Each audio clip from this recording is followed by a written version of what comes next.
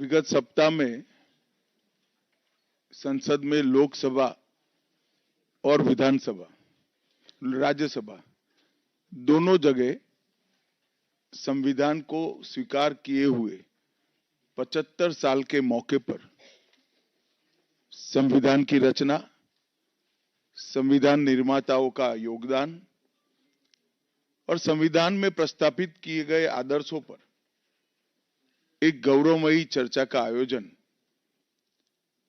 संसद के द्वारा किया गया। वो चर्चा में 75 साल की देश की गौरव यात्रा, विकास यात्रा और उपलब्धियों की भी चर्चा होनी थी।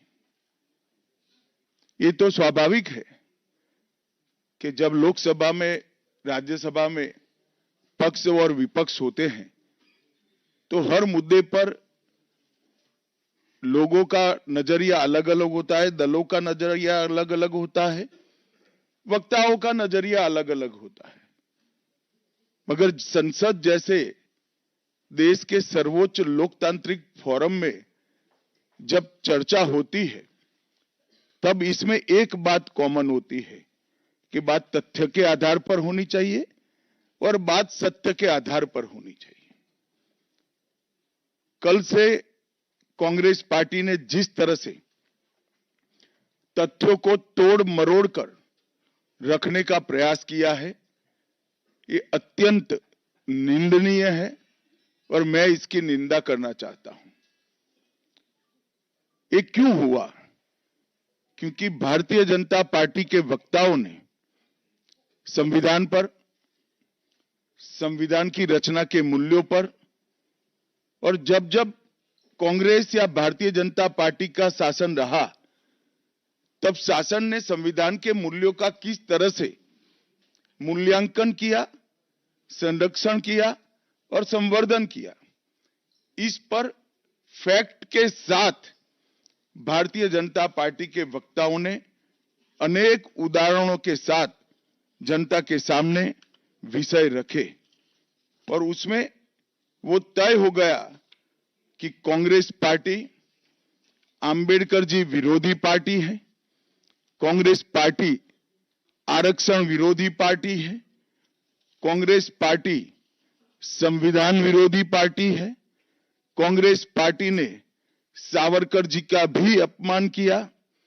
कांग्रेस पार्टी ने आपातकाल डालकर संविधान के सारे मूल्यों की धज्जियां उड़ा दी, नारी सम्मान को भी सालों तक दरकिनार किया, न्यायपालिका का हमेशा अपमान किया, सेना के शहीदों का अपमान किया और भारत की भूमि तक को संविधान तोड़कर विदेशी देशों को देने की हिमाकत कांग्रेस पार्टी के शासन में हुई।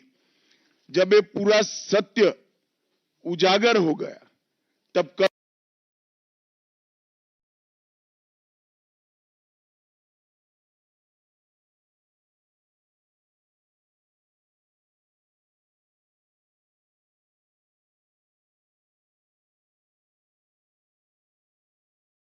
से कांग्रेस पार्टी ने फिर एक बार अपनी पुरानी पद्धति को आजमाते हुए बातों को तोड़ मरोड़ कर और सत्य को असत्य के कपड़े पहनाकर समाज में भ्रांति फैलाने का एक कुत्सित प्रयास किया है। संसद में जब चर्चा हो रही थी, ये सिद्ध हो गया कि बाबा साहेब आंबेडकर का कांग्रेस ने किस तरह से पुरजोश विरोध किया था। बाबा साहब के न रहने के बाद भी किस प्रकार से कांग्रेस ने बाबा साहब को हाशिए पर ढकेलने का प्रयास किया। जब संविधान सभा अपना काम कर चुकी, चुनाव हुआ 1951-52 में और 54 में, दोनों बार कांग्रेस ने बाबा साहब को हराने के लिए कोई कसर नहीं छोड़ी। यहां तक कि फ्रेंडली चुनाव होता है, स्पिरिट वाला चुनाव होता है, ऐसा चुनाव भी नहीं था। विशेष प्रयास किया गया और वो उनकी हार को सुनिश्चित किया गया। जहां तक भारत रत्न देने का सवाल है, कांग्रेस के नेताओं ने कई बार खुद ही अपने आप को भारत रत्न दिए हैं। 55 में नेहरू जी ने खुद को भारत रत्न दे दिया, 71 में इंदिरा जी ने खुद को भारत रत्न दे दिया और 1990 में बाबा साहब को भारत रत्न तब मिला जब कांग्रेस पार्टी सत्ता में नहीं रही और भारतीय जनता पार्टी के समर्थन वाली सरकार थी। 1990 तक कांग्रेस पार्टी बाबा साहब को भारत रत्न न मिले इसका बड़े जतन से प्रयास करती रही, यहां तक कि बाबा साहब की जयंती को भी 100वीं जयंती को भी मनाने का मना ही कर दिया गया। नेहरू जी की अंबेडकर जी के प्रति नफरत जग जाहिर है। नेहरू जी की खुद की किताब सिलेक्टेड वर्क्स ऑफ जाने से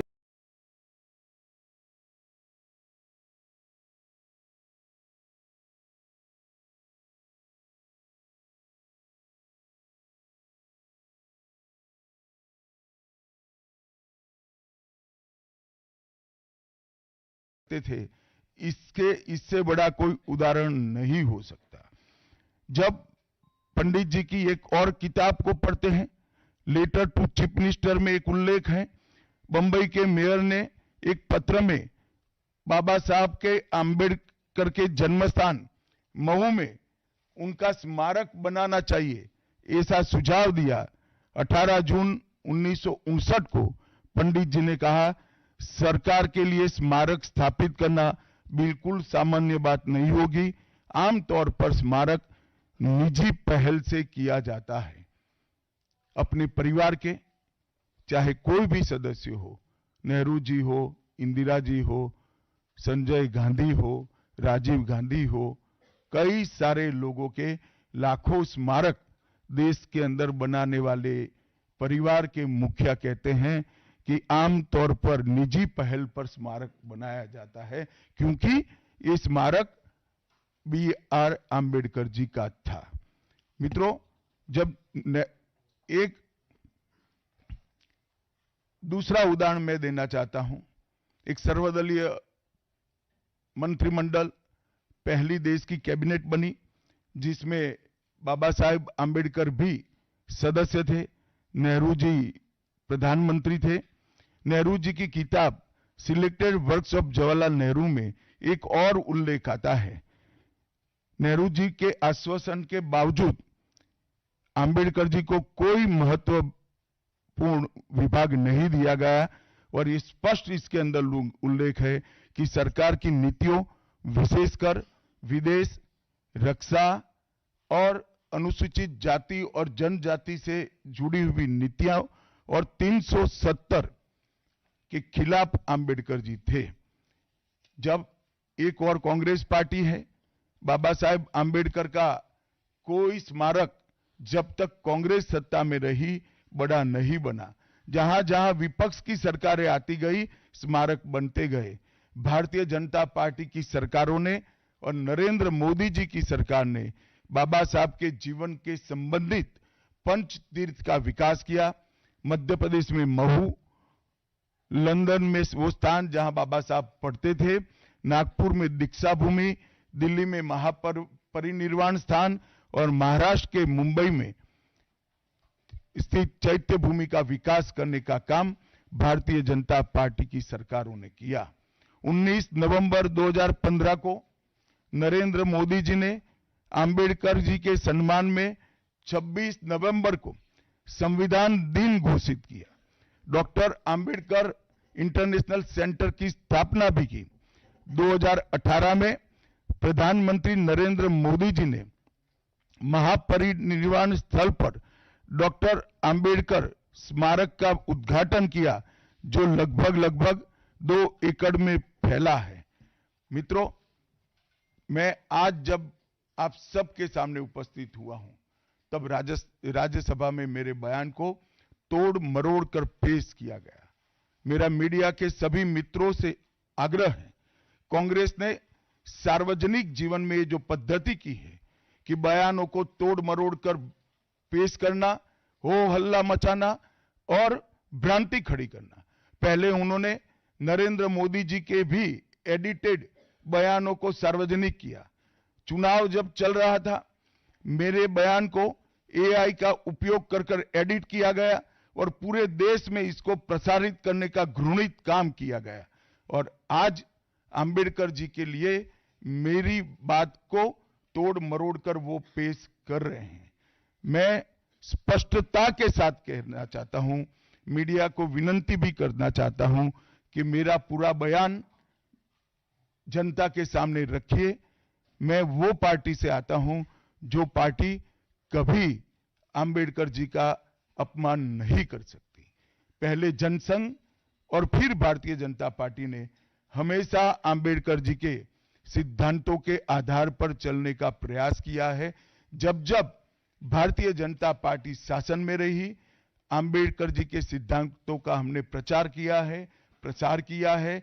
आरक्षण को और मजबूत करने का काम भारतीय जनता पार्टी ने किया है। इन्होंने जिस प्रकार से आरक्षण को भी विरोध किया, वो भी हम सब जानते हैं। पिछड़ा वर्ग आयोग, काका साहेब कालेलकर आयोग 53 में बना, 55 में रिपोर्ट आई, आज तक वो रिपोर्ट को लागू नहीं किया गया। 31 दिसंबर 1980 को मंडल आयोग बना, मंडल आयोग की रिपोर्ट आई।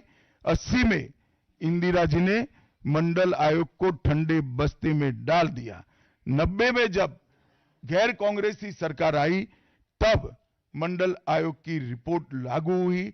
उस वक्त राजीव गांधी विपक्ष के नेता थे और जब मंडल आयोग की रिपोर्ट लागू हुई, प्रस्ताव संसद में आया, राजीव जी ने अपने जीवन का सबसे लंबा भाषण ओबीसी के आरक्षण का विरोध करने के लिए किया। आज मैं फिर से एक बार आग्रह के साथ मीडिया को बताना चाहता हूं, सच्चाई को जनता तक पहुंचाना चाहिए। मेरी पूरी बात बहुत स्पष्टता के साथ, कोई कंफ्यूजन के बगैर राज्यसभा के रिकॉर्ड पर है। आज भारतीय जनता पार्टी के सैकड़ों कार्यकर्ताओं ने ट्वीट कर भी इस सत्य को लोगों के बीच में पहुंचाया है। और जिन्होंने जीवन भर बाबा साहेब का अपमान किया, जिन्होंने जीवन भर बाबा साहब के सिद्धांतों को दरकिनार किया, जिन्होंने जब तक सत्ता में रहे बाबा साहब को भारत रत्न मिलने नहीं दिया, जिन्होंने जब तक सत्ता पर रहे आरक्षण के सिद्धांतों की धज्जियां उड़ाई, वो लोग आज बाबा साहेब आंबेडकर के नाम पे भ्रांति फैलाना चाहते हैं। मैं कांग्रेस के अध्यक्ष खरगे जी को भी कहना चाहता हूं, खरगे साहब, आपका तो कम से कम दायित्व तो बनता है, क्योंकि आप उस वर्ग से आते हो जो वर्ग के लिए बाबा साहब आंबेडकर जी ने पूरा जीवन समर्पित किया। आपने कम से कम कांग्रेस के एक कुत्सित प्रयास में सपोर्ट नहीं करना चाहिए था। मुझे बड़ा दुख है कि आप भी राहुल गांधी जी के दबाव में इसके अंदर शामिल हुए हो। मित्रों, आज जब हम सब यहां बैठे हैं, मैं फिर से एक बार कहना चाहता हूं, कांग्रेस के पास इस संविधान के ऊपर की चर्चा में बाबा साहेब आंबेडकर विरोधी कांग्रेस है, इसका कोई जवाब नहीं बचा। संविधान विरोधी कांग्रेस है, इसका कोई जवाब नहीं बचा। कांग्रेस आरक्षण विरोधी है, इसका कोई जवाब नहीं बचा। कांग्रेस सावरकर विरोधी है, इसका भी कोई जवाब नहीं बचा। कांग्रेस ओबीसी विरोधी है, उसका भी कोई जवाब नहीं बचा। आपातकाल का पाप कांग्रेस के ही समय में हुआ, इसका भी कोई जवाब नहीं बचा। नारी सम्मान का विरोध भी कांग्रेस ने ही किया, वो प्रस्तापित हो गया। न्यायपालिका का अपमान ही कांग्रेस ने ही किया, वो भी प्रस्तापित हो गया। भारत की भूमि को भी संविधान को दरकिनार कर विदेश को सौंपने का पाप भी कांग्रेस ने ही किया, ये भी प्रस्तापित हो गया। तब फिर से एक बार चिर परिचित अपनी पुरानी नीति पर कांग्रेस आई है और उन्होंने मेरे बयान को तोड़ मरोड़ कर आधा ही दिखाकर जनता के सामने रखना और भ्रांति फैलाने का प्रयास किया है। कृपया मेरा पूरा बयान आप सभी लोग जनता तक पहुंचाइए, तो दूध का दूध और पानी का पानी हो जाएगा। मैं उस पार्टी से आता हूं, उस संस्कृति से आता हूं जो स्वप्न में भी बाबा साहब के विचारों का या बाबा साहब के स्वयं का अपमान नहीं कर सकते। हम जानते हैं कि देश के संविधान को समावेशी बनाने में देश के पिछड़े वर्ग को, दलितों को, आदिवासियों को, गरीबों को और वंचितों को न्याय दिलाने के लिए और देश के लोकतंत्र की नींव को इतनी नीचे तक गहरी पहुंचाने में बाबा साहब का बहुत बड़ा योगदान है। पूरा देश बाबा साहब के प्रति कृतज्ञता व्यक्त करता है। कम से कम हम तो ऐसा नहीं कर सकते जिससे बाबा साहब का अपमान हो पाए। और मैं फिर से एक बार कांग्रेस के ये कुत्सित प्रयासों की घोर निंदा करता हूं